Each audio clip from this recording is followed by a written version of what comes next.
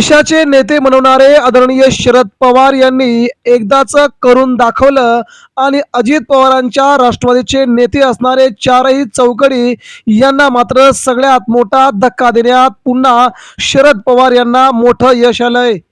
Rashtrawadi Congress party दोन्ही राष्ट्रवादीचं विलिनीकरण ही या घडीची सगळ्यात मोठी अपडेट. तर चार नेत्यांना थेट घरचा रस्ता, कोणत्या राष्ट्रवादीची बरखास्ती तर कुणाचं विलिनीकरण, या घडीची मुंबईमधून आलेली सगळ्यात मोठी अपडेट. मित्रांनो, देशाच्या राजकारणामध्ये सध्या महाराष्ट्राकडे सर्वांचंच लक्ष लागलंय. शरदचंद्र पवार आता कोणता डाव खेळणार, त्यांच्या विरोधात जी राजकीय खेळी भाजपने आणि अजित पवार यांच्या बऱ्याच चार नेत्यांनी सुरू केली होती, त्या नेत्यांना अजित पवारांच्या नेत्यांना शरद पवार कसं थोपवणार, त्यांची मनमानी जी चालू आहे महाराष्ट्रामध्ये त्या लाटेला शरद पवार कसं अजमावणार, या सगळ्या गोष्टींची महाराष्ट्राला खूप मोठ्या प्रमाणात प्रतीक्षा होती. अखेर शरद पवार यांनी करून दाखवलं आणि महाराष्ट्राच्या राजकारणामध्ये राष्ट्रवादीचं विलिनीकरण सगळ्यात मोठी घडामोड. तर चार मोठ्या नेत्यांना मात्र शरद पवारांनी थेट आपला घरचा रस्ता दाखवण्यास दिली मंजुरी. आज महाराष्ट्राच्या राजकारणामध्ये शरदचंद्र पवार अजित पवार यांच्या निवासस्थानी त्यांनी भेट दिली आणि अजित पवारांना त्यांनी पुन्हा एकदा आदरांजली वाहिली. यावेळी त्यांनी पार्थ पवार, रोहित पवार यांच्या सोबत तब्बल 15 मिनिटं गुप्तगू चर्चा केली. ही चर्चा कोणालाही माहीत नाही. अशा या चर्चेवरून सध्या महाराष्ट्राच्या राजकारणातला सगळ्यात मोठा डाव शरद पवारांनी खेळल्याचं यावेळी बोलले जात आहे.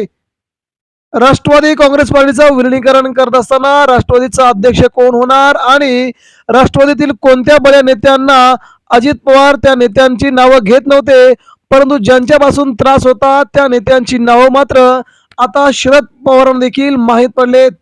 याचवेळी सुनेत्रा पवार असतील किंवा पार्थ पवार असतील, यांनी देखील आता त्या नेत्यांपासून 4 हात लांब त्या नेत्यांना करण्याचा प्रयत्न सुरू केला आहे.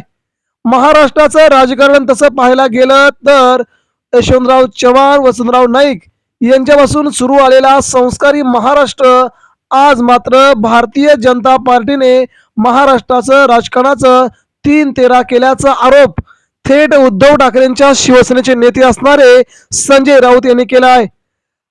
भाजपला फक्त राज्यातील सगळे पक्ष फुटलेले हवेत. भाजपला महाराष्ट्रातील सगळे कुटुंब, सगळे परिवार फुटलेले हवेत.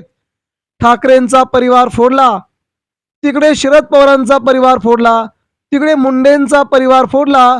अशा प्रकारच्या सगळ्या परिवारांना फोडून स्वतः मात्र एकत्र राहून महाराष्ट्राला लुटण्याचं काम भाजपा करते, असा थेट गंभीर आरोप भाजपवरती संजय राऊत यांनी केला आहे. या आरोपाला भाजपकडून जरी उत्तर मिळालं असलं तरी देखील शरद पवारांच्या आरोपाला खोडून टाकणं भाजपना कदापिही जमणार नाही. आता बघा ना, राष्ट्रवादी काँग्रेस पार्टीचं विलिनीकरण सुरू होत असताना दोन परिवार, एवढं मोठं परिवारावरती संकट आलं असताना भाजपला मात्र या दोन पक्षांना एकत्र येऊ द्यायचं नाही. बड्या राष्ट्रवादीच्या नेत्यांना जवळ करत त्यांच्या खांद्यावरती बंदूक ठेवत राष्ट्रवादी काँग्रेस पार्टी एकत्र कशी होणार नाही याची पुरेपूर काळजी भारतीय जनता पार्टी घेत होती. मात्र या सगळ्यांना सुरुंग लावण्यात शरद पवार यशस्वी ठरलेत. म्हणूनच तर शरद पवारांना महाराष्ट्राच्या नव्हे देशाच्या राजकारणातील वस्ताद मसीहा म्हणतात. आता या चारही बड्या नेत्यांना मात्र थेट घरचा रस्ता दाखवण्यामध्ये उद्धव ठाकरेंसह शरद पवारांना मोठं यश येणार आहे. मित्रांनो, आता पार्थ पवार हे राष्ट्रवादी काँग्रेस पार्टीचे राष्ट्रीय अध्यक्ष होतील. सुनेत्रा पवार या महाराष्ट्राच्या उपमुख्यमंत्री आहेत आणि या चार नेत्यांनी अजित पवारांना पक्षामध्ये असताना देखील त्रास दिलाय, शरद पवारांना देखील त्रास दिलाय. तेव्हा हे चार नेते या दोन्ही परिवाराच्या हिट लिस्टवर असून त्यांना मात्र पुन्हा पक्षात ठेवता येणार नाही अशी कुजबूज सध्या कार्यकर्त्यामध्ये सुरू झाली आहे. आगामी काळात हे पुन्हा एकदा शरद पवारांसारखा धोका देऊन पार्थ पवारांना देखील वेगळं पाडतील. त्यामुळे या नेत्यांपासून 4 हात सावधच राहायचं अशा प्रतिक्रिया अजित पवारांच्या काही कार्यकर्त्यांकडून आता येऊ लागल्यात. म्हणजेच पाहायला गेलं तर महाराष्ट्राच्या राजकारणामध्ये शरद पवारांनी दोन्ही परिवार पुन्हा एकत्र आणले आणि दोन्ही राष्ट्रवादी एकत्र विलिनीकरण 100% होणार असा शरद पवारांनी आज विद्या प्रतिष्ठानमध्ये आणि अजित पवारांच्या घरी पार्थ पवार रोहित पवार यांना त्या प्रकारचं मार्गदर्शन केलंय.